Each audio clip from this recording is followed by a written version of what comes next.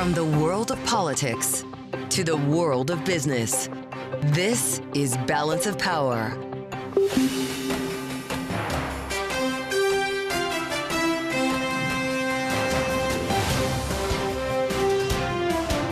Live from Washington, D.C. From Bloomberg's Washington, D.C. studios to our TV and radio audiences worldwide, welcome to Balance of Power. I'm Kaylee Lyons. President Trump says he'll announce reciprocal tariffs next week and signals Nippon Steel will invest in U.S. steel rather than buying it in a meeting with the Japanese Prime Minister at the White House today. The president now en route to Mar-a-Lago, where he'll dine with Senate Republicans this evening amid a congressional dispute on the path forward for budget reconciliation. We'll have more with Republican Congresswoman Beth Van Dyne of Texas this hour. And former Deputy Director of the White House Council of Economic Advisors, Heather Boushey, will join us, too, with the January jobs report revealing a slowing U.S. labor market. Thanks for being with us. We made it to Friday evening, and we begin with this evening with the president making more news on tariffs, saying an announcement on reciprocal levies will be coming soon. I mean, we're going to have tariffs, mostly reciprocal tariffs, where we go with, and I'm going to be probably meeting on that Monday or Tuesday, have an announcement, probably a news conference, but probably reciprocal tariffs where a country pays so much or charges us so much, and we do the same. So very reciprocal, because I think that's the only fair way to do it. Joining us now for more is Bloomberg's Wendy Benjaminson. And Wendy, noteworthy that he made these comments while standing next to the Japanese Prime Minister who was visiting the White House, not ruling out tariffs on Japan either. But we have seen tariff threats made and pulled back repeatedly already this administration. So what are the odds reciprocal tariffs do come next week? I have absolutely no idea. He does seem to want to do it. But he also, now I think I'm starting to see a pattern in the chaos, which is that he threatens the tariff. Countries come through with an offer to spend money, and the tariffs magically go away. So he did that with Mexico, who sent 10,000 National Guard troops to the border. He did that with Canada and, also cracking down on drug trafficking, what little there is over the Canadian border.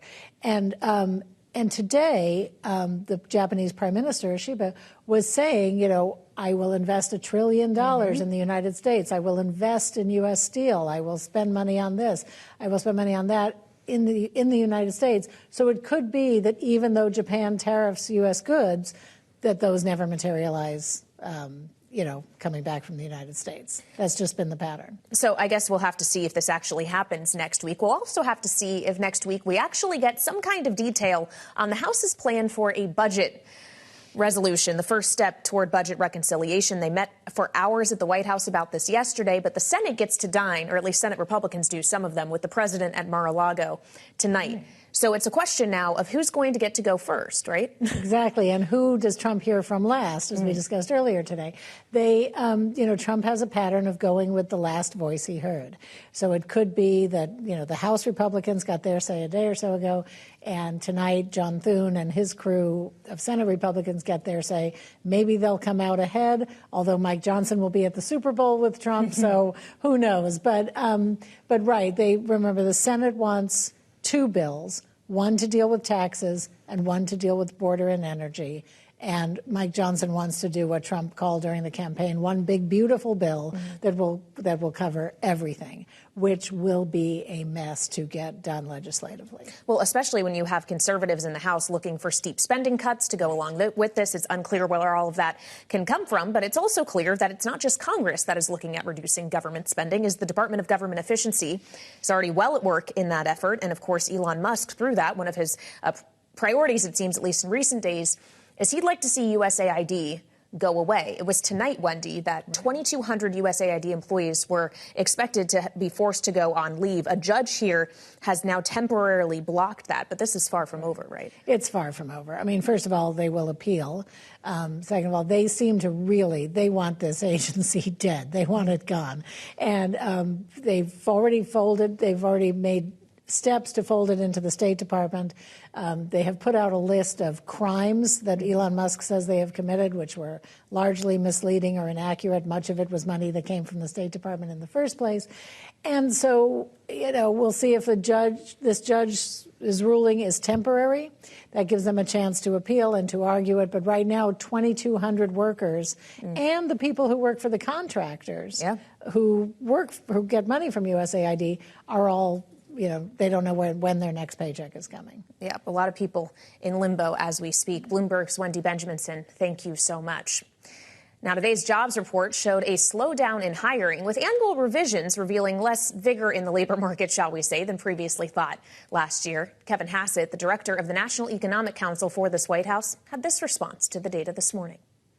The headline for me when I'm looking at this is that it was the biggest downward revision. The benchmark goes through last March, the biggest downward revision since 2009. And we're still sifting through the numbers, but, it's really, really big. Could be as much as, if you go a little bit beyond the month, the last month, it could be as much as 1 million jobs fewer than we thought after this benchmark revision. And so the thing is that why is it that we keep seeing sort of positive jobs numbers, and then when we look back a year later, it's way worse than we thought? So joining me now for more is Bloomberg's Enda Curran. And Enda, the revisions are just one element that made this jobs report messy. You also had hot wages, but cooler actual non-farm payrolls and a lower than expected unemployment rate. How do you make sense of all the pieces together? So there was a lot going on in the jobs data today. So let's just say for the month of January, there were about 143,000 jobs created. That was a bit less than expected. Most of the sectors doing the hiring was the government, which of course is in the crosshairs, the health sector and retail sector.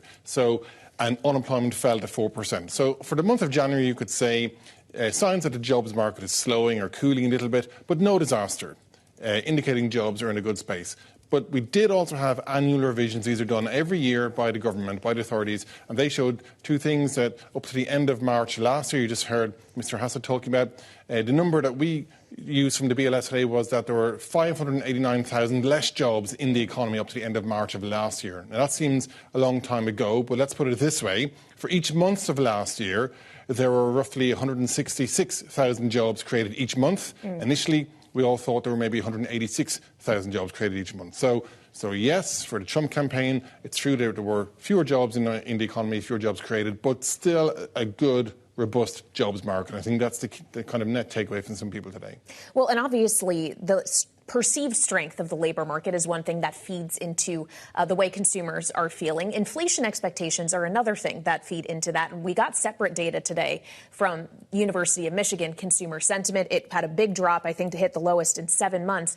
And in part, that was because inflation expectations are going up because of tariffs. That's right. We had a very interesting data set from the University of Michigan making the point that consumers now expect prices to go up. Inflation expectations are higher and their confidence fell at the same time. Now, a lot of economists are saying there's a correlation between this and the expectation that the new administration was going to push through with new tariffs on goods coming into the US, of course, in particular, Mexico and Canada. And it just speaks to the idea that if new tariffs are put on imported goods, that consumers are noticing that, they're watching it. The Mexico basket, for example, was very consumer-focused. So a lot of economists making the point, hang on, there's a direct correlation here between these threats of tariffs and consumer sentiment. But we'll have to see how this goes over the months ahead. All right, Enda Curran, covering the economic story for us here at Bloomberg. Thank you so much. And coming up, we'll take another look at the House's plan for reconciliation, if there is one yet. Republican Congresswoman Beth Van Dyne of Texas will join next on Balance of Power on Bloomberg TV and radio.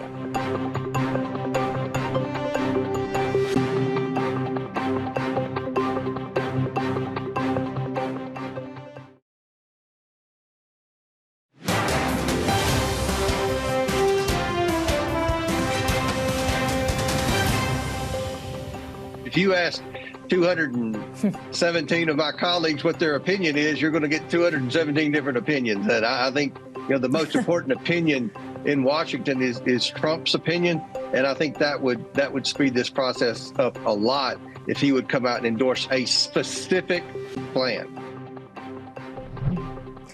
That was Republican Congressman James Comer, chair of the House Oversight Committee, with us yesterday on Balance of Power.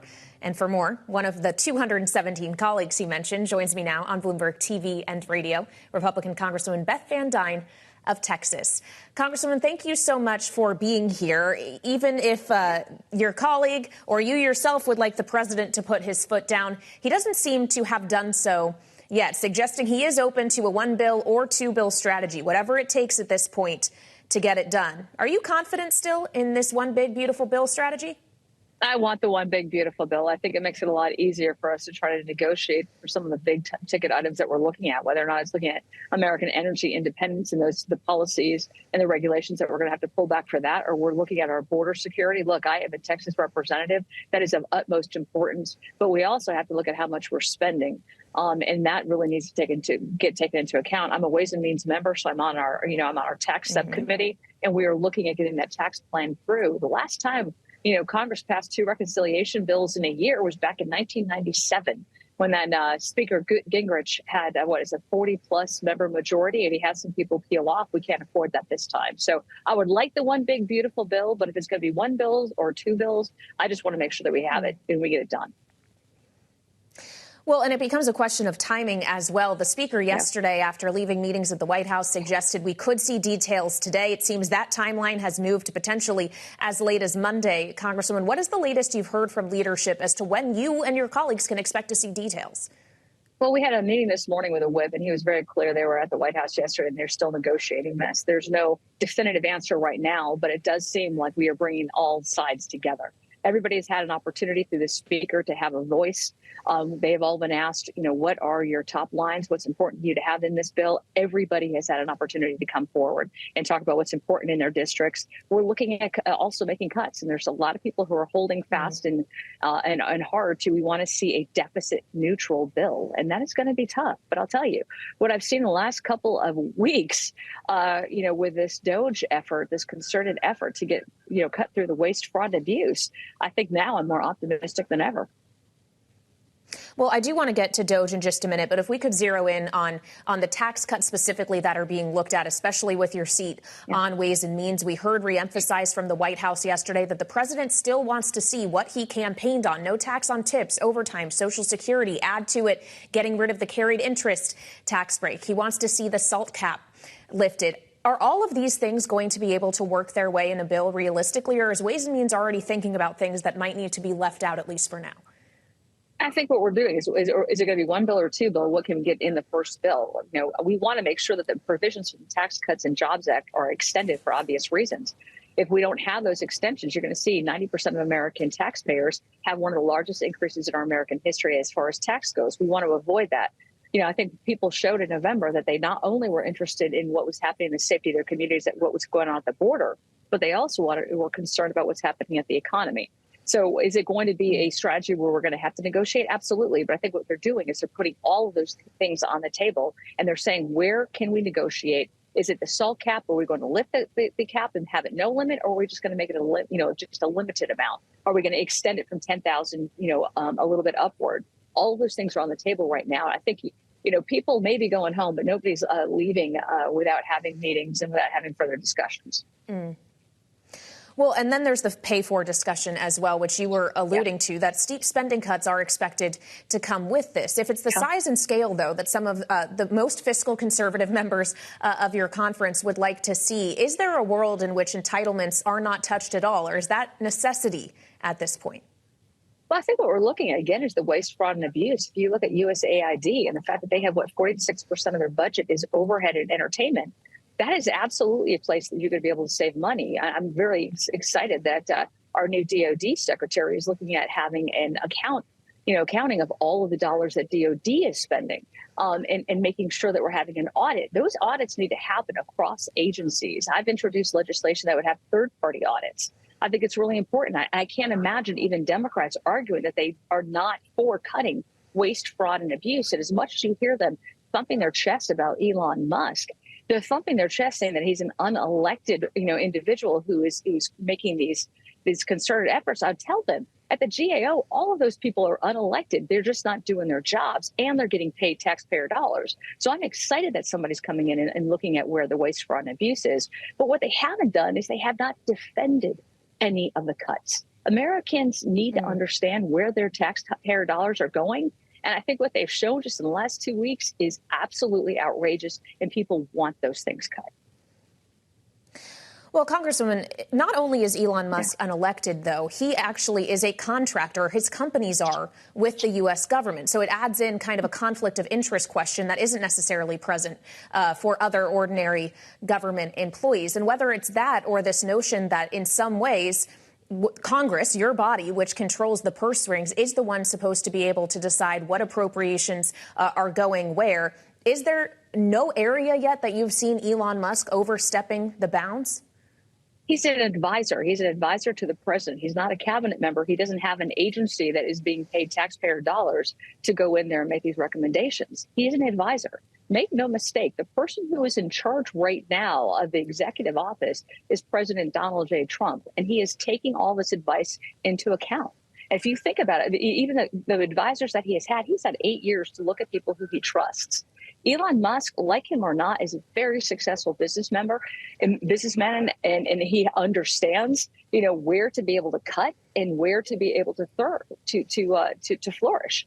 I think he's had great results, and the president is taking those into account. But we have an elected man at the helm in the executive office, finally, who is making those decisions. And it's surprising to me that Democrats haven't asked the last 4 years who's making the decisions, because it was very obvious it wasn't President Biden, and they didn't seem to mind then. But all of a sudden now, this presidency, this administration is very transparent.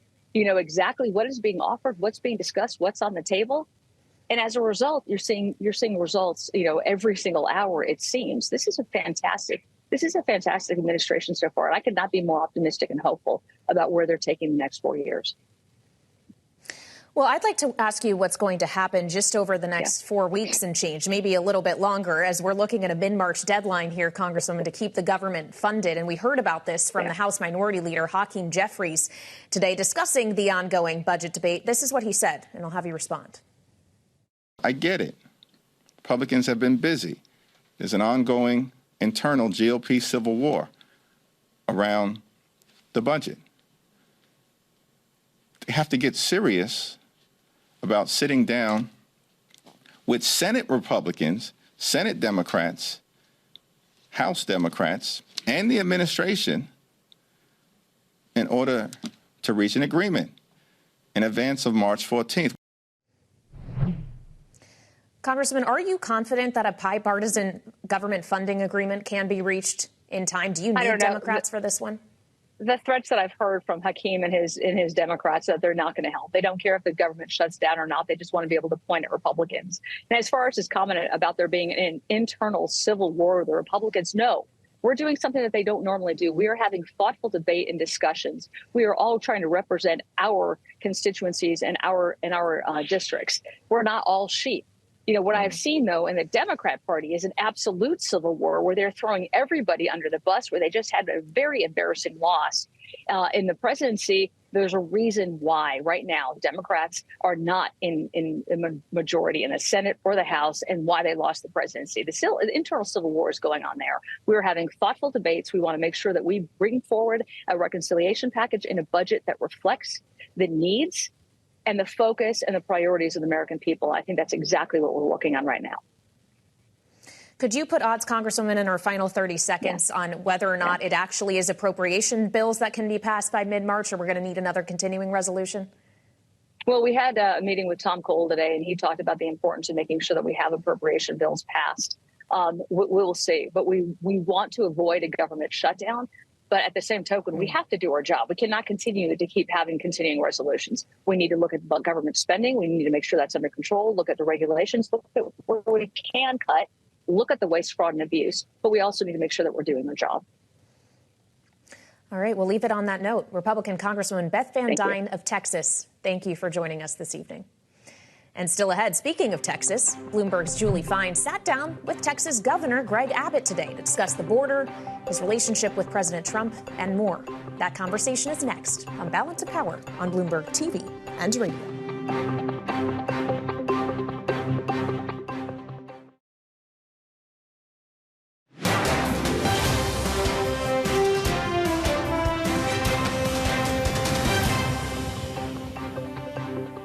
This is Balance of Power on Bloomberg TV and radio. Earlier today, Bloomberg's Julie Fine sat down with Texas Governor Greg Abbott in a wide-ranging interview where they discussed President Trump's agenda and the border. They began with how his state is preparing for Trump's tariffs. He had these tariff announcements during his first term as president, and it didn't really impact the Texas economy. Listen, the Texas economy is the most powerful economy in the United States, and we're able to withstand all types of challenges, and we're going to make our way through this. And so, to be honest, I'm not really concerned about it. Also, we've seen, as everybody observed, and that is sometimes these tariffs are used strategically to achieve certain purposes, like what happened with Mexico and Canada. And it worked out to the United States' advantage that certain border security measures were taken, especially by Mexico, as well as fentanyl issues concerning Canada. And so the United States is better now because of the use of tariffs and the ability to extract changes that are better for the country. And I have no doubt that'll be one of the goals that the president will pursue with regard to other potential tariffs. And you met with the president this week, and border security, of course, the topic for you. You said that Texas would offer military bases, 4,200 beds for troops, as well as 4,000 jail cells. Now, border crossings are down in the state of Texas. What do you envision the long-term plan for the state when it comes to the border? So, obviously under President Biden, Texas needed to take extraordinary steps because we had more than 11 million people across the border, more than during any presidency in the history of the United States of America. And as a result, we built 2 military bases on the border, one in Del Rio, one in Eagle Pass. And we're working with the Trump administration to provide them holding facilities, detention facilities such as jail and prison cells as they apprehend people and prepare them for deportation. Bottom line, Texas is going to be all in to assist the Trump administration. But we have seen illegal crossings decrease to a trickle. Here's what we need to see. We need to see the ongoing success by the Trump administration at reducing illegal immigration in a sustainable way, and that will help Texas calibrate what our next actions will be. You can find Bloomberg's full conversation with Texas Governor Greg Abbott online and on the terminal. And still ahead, U.S. job growth slowing in January, just 143,000 on payrolls, lower than expected. But the unemployment rate of 4% was lower than expected, too. Add in hot wages, confusion around revisions, and you get a complicated picture, complicated politically as well, as the current White House cast blame on the weaker report on the last White House, which was in office when this data was collected. So we'll speak with someone who was at that White House. Heather Boushey, former deputy director of the White House Council of Economic Advisors for the Biden administration, is next on Balance of Power on Bloomberg TV and radio.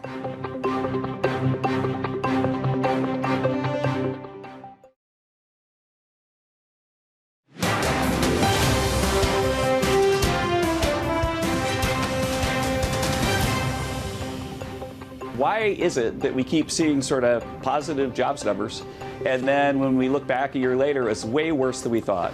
And so I say that what we learned with all these downward revisions is that the Biden economy, the Biden jobs market, was way worse than markets thought. And that's sort of consistent with the rest of our views that their policies were unwise, and there's a lot of cleaning up to do. Kevin Hassett, director of the National Economic Council, this morning on Bloomberg, sharing what he believes the downward revisions on payrolls signal about the Biden economy. Joining me now for more on that is Heather Boushey, former deputy director of the White House Council of Economic Advisors for the Biden administration. So, Heather, welcome back to Bloomberg TV and radio. I'm assuming you probably have a response for Mr. Hassett. Well, this has been one of the most historically strong economic recoveries in decades, and certainly this jobs report, which is the last one under President Biden, the data, the survey was done on the 12th, so certainly when the president was still in office, is reflective of that. Even though job growth came in slower than expected, we did see the unemployment rate pop down to 4%, 143,000 jobs created. That makes for a total of over 16 million over the president's term in office. an unemployment rate over the 4 years is lower than any president since Johnson in the late 1960s. This has been an historically strong recovery and a historically strong labor market recovery. But this does look to be a labor market that is cooling, at least in some way, Heather, even for everything that was experienced over the next 4 years. I do wonder what this signals to you about what's ahead in the next year, in the next several months, if a downturn might become more precipitous suddenly. Well, a lot has changed over the past couple of months. As you know, Donald Trump has started to really get clear on his economic priorities and where he's going to take the country. You know, one of the other bits of data that we got out today was new numbers on consumer sentiment from Michigan that, you know, that indicate that people have growing concerns about the economy. They are looking out in the future and they say, hey, we think that inflation is going to pop up, and, you know, we're not thinking that things are going in the right direction. And, you know, really, when you look at what's been happening and you look at the fact that Donald Trump got elected saying he was going to do things for America's middle class, and yet he has not been focused on that. He's been focused on tax cuts for the wealthy. He's been focused on not making sure that people have the kinds of protections that they need in workplaces around the country, and certainly not focusing on the kinds of industries that are going to drive American competitiveness into the future, like clean energy. He is really, you know, taking this economy in a very different direction. And I think that is indicated in these new confidence numbers that have come out. Well, especially as we consider we're getting more from him on tariffs today, or at least he today told us we'll get more on tariffs next week, as he's talking about reciprocal tariffs that he could introduce as early as Monday or Tuesday, according to the president. Heather, in addition to all of the other tariff threats that are out there, he suggested that he wants to get rid of U.S. trade deficits with other countries, make everything equal. Is that economically feasible? And if we do see reciprocal tariffs, what is the economic impact of that? Listen, President Trump right now is just sowing economic chaos. And, you know, he is making these claims about tariffs and then not following through, while on the other hand, he has freed his friend, Elon Musk, this billionaire, to go through the American government and decide what is important and what isn't. And, you know, trying to make cuts to what payments are going out in the government, you know, freezing the funds to really important programs that are helping communities and working families all across the country. So when you look at this whole issue, the way that the president is thinking about the economy, where he's freeing billionaires to do what they want to do, not addressing corporate power, and he is, you know, again, focused on tax cuts for the rich, while, you know, talking about tariffs, you know, it really is not moving in the right direction. Well, you raised Elon Musk and the DOGE efforts, Heather, and that's something that was discussed earlier today when Texas Governor Greg Abbott was asked by my colleague Julie Fine about this. This is what he had to say about Musk's influence in this administration. He's going to have success in the government sector like he has in the private sector. One thing we desperately need in our country is to shrink government. The government has grown too large. And one way to save money for taxpayers and make government more efficient is to do exactly what Elon is doing. And I think most Americans are very proud of what he's accomplishing. So, Heather, when we consider this notion of shrinking government, obviously there are buyout offers that have been made, a deadline extended to Monday, but tens of thousands of people already taking them up on that, and a suggestion from officials that if not enough people take it, they're just going to start reducing headcount at these agencies, looking for somewhere in the ballpark of 5 to 10% of the federal civilian workforce. How would you expect that to show up in economic data? This is sowing chaos, and quite frankly, it's economic mismanagement. You know, one of the things that Donald Trump did is he froze the contracts and payments that were already in line to be done across the economy from the federal government. That is chaotic. That means that people can't make decisions. They did some work. They're trying to get their money from the government, and it's now not coming. And now, we have important roles that government officials play all across the country. At the Transportation Safety Administration, at all sorts of things across the country, and we aren't doing this in a way that is sane and sensible. And then here's the thing: they are taking an axe in a way that is inconsistent with what the American people want and the kinds of programs and supports that will actually help middle-class families all across the country and make the investments that we need to see to grow the economy. Instead of this, we have this economic mismanagement, we have this chaos, and we have a lack of focus on what's going to help middle-class families thrive. Well, so when we consider all of this and the notion of the federal workforce and how that factors in to the labor market, we also have questions now under this administration about the migrant workforce. We know that immigration did play a role in the kind of data that we were seeing during your time at the White House, during the Biden administration. Now that deportations have begun, and they obviously would like to scale those up even further, how do you anticipate that changing labor market dynamic, specifically for some of these lower wage sectors of the economy that migrant workers typically fill when Americans don't want those jobs? Well, here's the thing. We have had workers from, immigrants taking jobs across the economy that are important. And certainly this across-the-board fear that is being created by Donald Trump and his administration is going to have an effect on those communities and their ability to participate fully in our economy. And I think we will see the effects of that in the future in the labor market data. I'd like to ask you one more thing. As we had the Treasury Secretary Scott Bessent on Bloomberg yesterday, he was asked about monetary policy, which he made clear he would rather not weigh in on, just like you didn't like to weigh in on monetary policy when you were still at the White House, Heather. But his suggestion was they are not so much concerned as to whether the Fed's going to be hiking or cutting. They're just going to focus on their own fiscal efforts to bring rates down and bring mortgage rates and that kind of thing down with them. How easy is that to accomplish realistically? And if you could do that with fiscal policy alone, would the White House you worked for not have done so? Well, certainly we had a robust housing policy and, of course, many pieces that weren't able to get across the finish line in Congress, but certainly a lot of effort on the supply side of the economy. I mean, here's the thing. This kind of economic chaos is not good for markets. It's certainly, leading to a lot of people concerned about rising inflation. And, of course, that means that the Fed is not going to be lowering rates. And, of course, that affects investment in housing and the ability of consumers to afford housing. So, actually, I'm very concerned that we are not going to see the kinds of progress that we need to make in the housing market because, again, this administration is focused on benefiting billionaires, giving tax cuts for the wealthy, and not focused on the kitchen table issues that American middle-class families and families all across the country need to see.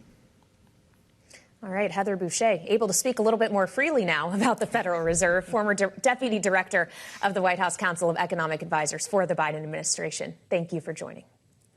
And coming up, Republican senators released their budget plan while the House is still trying to finalize its own. We'll have more with our political panel next on Balance of Power on Bloomberg TV and radio.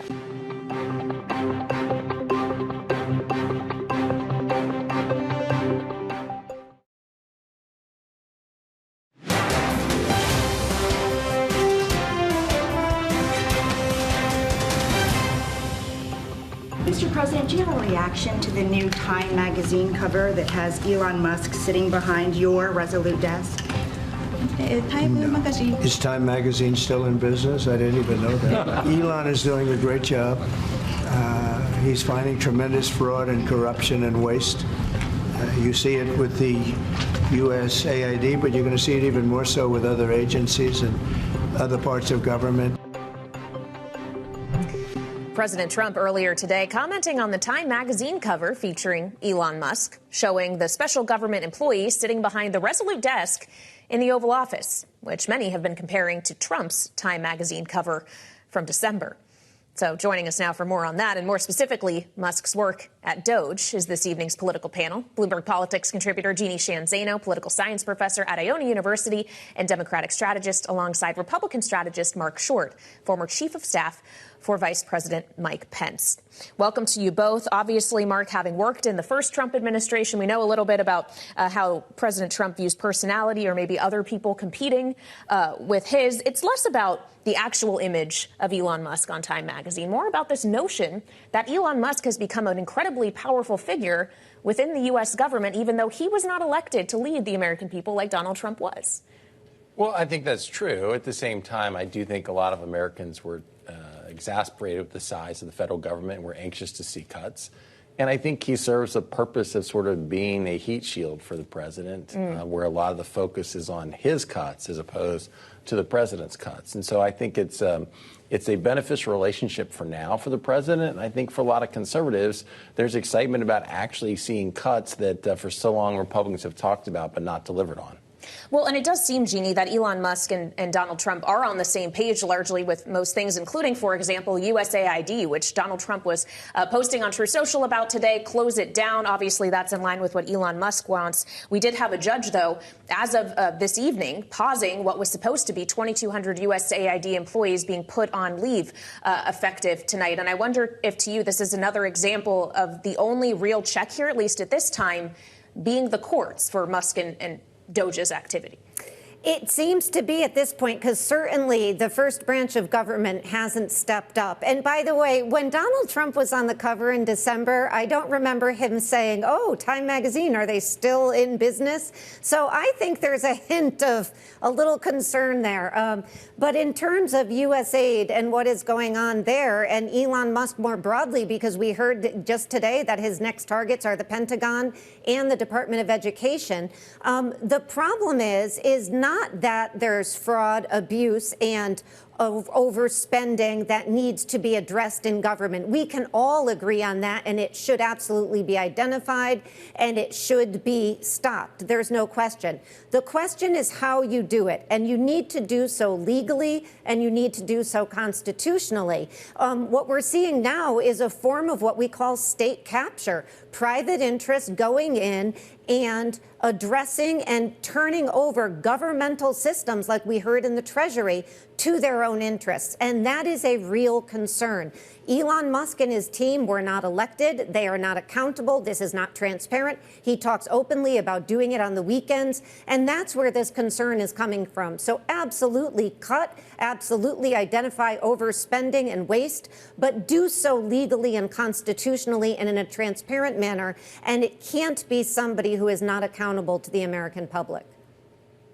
Well, obviously, Mark, Elon Musk's efforts to cut spending are also not happening in a vacuum. You have a simultaneous effort, or a conversation at least, underway in Congress about cutting spending as they work on a budget reconciliation package to get tax reform, border, energy policy all done. The House still wants to do it in one big bill, but we can't seem to get to the details of what that one big bill looks like. And the Senate is getting antsy, having introduced a resolution for Part 1 today. So how do you see this going down with all of your experience liaising with the House? Well, I think that this is going to take all year, as we've discussed before. I think the expectations that somehow, because there's a Republican House, Senate, White House, it was going to happen quickly were always false expectations. I think that the Senate is anxious to break it up because they want to deliver a victory for President Trump sooner rather than later. But the House needs it to be one bill. The House margin is so tight that they need to have border security funding in that bill to keep their conference together. And so ultimately, I see this being one bill, and I see it taking all year to get accomplished. But there's a lot of hurdles to get to that point, not just on agreeing on the different provisions in the tax bill and all the things the president threw out yesterday is hard enough. Yeah. But also just getting a budget to pass in order to do reconciliation is a big task, too, because this budget's going to be a big one, and there's still some fiscal hawks in the House who will say, I can't swallow that. So they've got a long road ahead. It's going to be a long, arduous path to get there. But I think the thing that will unite them at the end is the risk of $5 trillion in tax increases if they don't get it done. So if you were at Mar-a-Lago tonight at this dinner, which a number of Republican senators and their spouses are attending with the president, and you hear them say, Mr. President, we need to do two bills, what would your response be in return as to why that isn't going to work?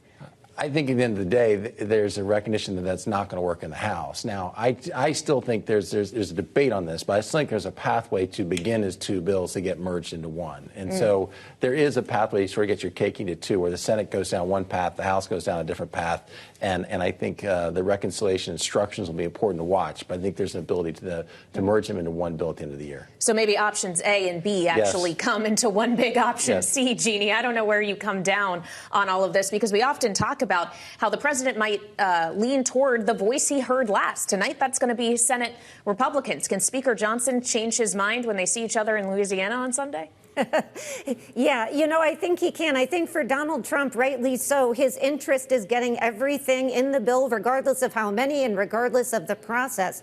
And I think Mark just hit on at least what I'm hearing is that they're hoping that a message to Republicans which says, if you don't get this over the line and extends the 2017 tax cuts, you will be responsible for the largest tax increase in American history, will be enough to convince those recalcitrant members that they need to get on board. The problem is the narrow margin. When LBJ did the Great Society, he had 69 in the House for a margin. Poor Mike Johnson is looking at just one. So I think he's got to spend Super Bowl Sunday getting in the ear of the president and tell him how hard this is going to be if he doesn't get one bill, because they're only going to have one shot at this with a margin that thin. All right, Jeannie Sheehan Zaino and Mark Short will be sticking with me because we do need to talk more about Super Bowl Sunday. Yes, the Speaker of the House and President Trump will both be in attendance in New Orleans. So we'll have more on that next on Balance of Power on Bloomberg TV and radio.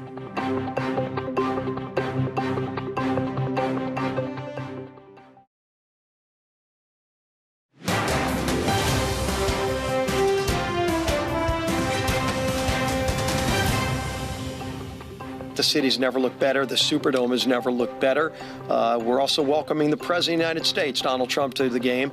And he will hopefully see a very spirited contest between the two teams. And, I'm a Saints fan, so I'll just be rooting for a competitive game. But hopefully y'all can come down and enjoy the best food in the world, enjoy some of the best culture you'll ever see with the best people. And laissez le bon temps brûler. House Majority Leader and Republican Congressman Steve Scalise of Louisiana talking about his hometown, New Orleans, host city for this Sunday's Super Bowl. And in addition to the action on the field, as we've already discussed, President Trump is expected to be on the sidelines alongside the Speaker of the House, Mike Johnson. And back with me now for more is our political panel, Jeannie Sheehan Zaino and Mark Short. So, Jeannie, obviously, we all want to get to the game. I'll get your thoughts on that in just a minute. But what's happening before the game is also noteworthy, as we'll see the traditional pre-Super Bowl interview. Donald Trump sitting down with Bret Baier on Fox. We haven't seen this in a few years, as Joe Biden did not participate in his last 2 years in office. How important is this? I think it's terribly important, and I'm very glad it's back. And as usual, I think Joe Biden missed an enormous opportunity. You don't get an audience this size. Donald Trump knows that, and credit to him, he's doing this. I also was stunned to learn that he is the first president to go to the Super Bowl. I didn't know that, and I'm shocked others haven't gone in the past. And of course, such an important moment for New Orleans. So I think the president is absolutely right to get himself to New Orleans and to talk to Bret Baier before the game. Well, and when we consider this interview and the importance of it, we've heard a lot from President Trump already. Since he took office 2.5 weeks ago and changed, we have heard frequently from him. He's been very open with the press. So I do wonder how much each incremental interview matters compared to the Biden administration, where we didn't hear from him that often. I think that's fair. The reality is that Donald Trump is more ubiquitous with the media and always available. But he seems to always be breaking news, too. So yeah. I would imagine that there's something he's held to break on Sunday. So I imagine he'll get some news. Well, and as you do that, I look down at my headlines just to make sure nothing is crossed, because he is wheels down now in Palm Beach. He's obviously at Mar-a-Lago tonight. But before he goes to New Orleans, at least that's where he is, then he goes to New Orleans. What's going to happen in New Orleans is a game between the Chiefs and the Eagles. He seems to be pretty active in this. He's posted on True Social a few times about how great these quarterbacks are. He's alluded to Saquon Barkley and Travis Kelce. Do you think the president ultimately cares who wins? I don't think he cares who wins. I think he just wants to be known as a sports fan. Keep in mind, he was an owner in the USFL, so this is part of his heritage too. And I think that he's just more interested in wanting to be around a big sporting event. Do you care who wins, though, Mark Short? Well, I mean, as a lifelong Redskins fan, I have great disdain for the Eagles, but I probably think the Eagles will prevail because their offensive and defensive lines are just so mammoth that it's hard for any team, I think, to compete against that. And I feel like just cosmically, you can't win 3 Super Bowls in a row. There has to be some universal rule against that. And, Jeannie, I'm kind of biased because, as Mark doesn't like the Eagles because of the Commanders, I don't like the Chiefs because I'm a Broncos fan and they're in our division. I don't know if you actually have an opinion on this game, but are you at least going to watch? I am absolutely going to watch. I think Donald Trump is rooting for the Chiefs, and I'll tell you why. He's still bitter that the Eagles dissed him in 2018 and didn't go to his celebration. So, I think that, but he was very careful not to say that. The reality is that I don't care who wins, really, Kayleigh. I just want to see the good commercials, the halftime show, eat good food. I was a Patriots fan, so, I'm a little bit behind the times here. Well, that's what we all want this weekend, to eat good food, to watch the game, to hopefully not have to pay attention to the headlines, at least for a few hours. Jeannie Sheehan Zaino and Mark Short, our political panel this week, thank you so much as we round out what has been a very busy news week in Washington, from reciprocal tariffs to budget reconciliation. And I think we started this week with the tariffs being walked back on Mexico and Canada. I believe that was Monday. Feels like a lifetime ago. Who knows where we'll be by this coming Monday, but you will find us back here on Balance of Power on Monday. In the meantime, check out the Washington Edition newsletter over the weekend and enjoy the Super Bowl. This is Bloomberg.